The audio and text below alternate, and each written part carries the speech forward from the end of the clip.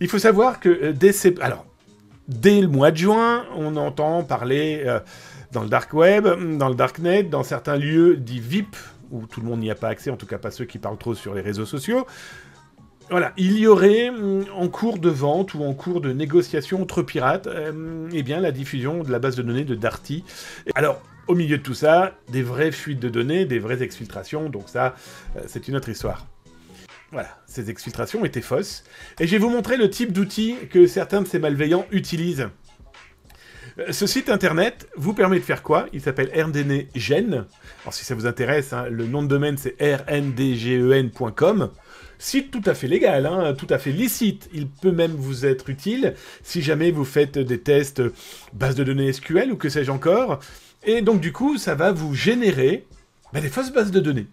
Ça vous permet, quand vous faites vos tests, vos développements, eh bien, de pouvoir travailler avec de fausses données dans un vrai contexte professionnel. Et donc, du coup, des petits malins, qu'est-ce qu'ils ont fait? Ils ont fait leur petite base de données, et vous n'avez plus qu'à vous créer votre petit fichier qui va bien, avec des données totalement fausses. Et après, qu'est-ce qu'ils ont plus à faire, ces petits coquins de pirates, c'est même pas du pirate, c'est de l'escroc, du scammer en tout cas. J'espérais pouvoir vous l'ouvrir, mais ça ne s'ouvre pas, c'est pas bien grave. Voilà, ils ont mis des noms dessus, puis ils ont fait croire à qui souhaitait le croire qu'ils étaient capables de vendre ou d'accéder à certaines bases de données d'entreprises, françaises ou étrangères.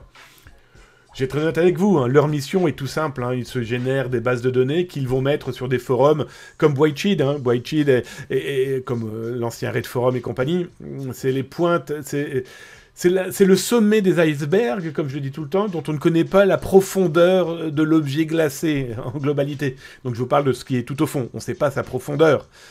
Quelle est cette profondeur underground pour ce genre de malveillance informatique? En tout cas, dans ce sommet de cet iceberg, eh bien, on a les petits malins qui créent ce genre de base de données pour diffuser ça sur des sites de pirates informatiques ou de piratins, parce que eux veulent gagner des crédits. Plus ils ont de crédits, et plus ils peuvent potentiellement intercepter des vraies données, et là, ils vont pouvoir potentiellement se les accaparer, etc., etc.